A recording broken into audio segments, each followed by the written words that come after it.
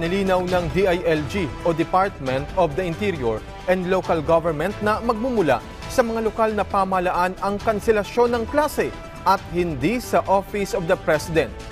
Batay sa inilabas na advisory ng DILG, pinahintulutan ang lahat ng local chief executive na magkaroon ng agarang suspensyon sa mga pasok sa lahat ng antas mula sa pampubliko at pribadong paaralan, lalo na sa mga lugar na labis na maapektuhan ng bagyong Nika. Anila, mas mainam rin kung may kapag-ugnayan ng LGU sa Department of Education para sa maayos na pagpapakalat ng anunsyo sa mga magulang at mag-aaral. Binigyang diin din ng kagawaran ang pagkakaroon ng proactive approach para mabawasan ang pinsala ng bagyo at matiyak ang kaligtasan ng mga komunidad sa bansa. Samantala, inatasan naman ng kagawaran ang lahat ng DILG Regional Directors para sa malawakang pagpapakalat ng advisory sa kanilang mga nasasakupan.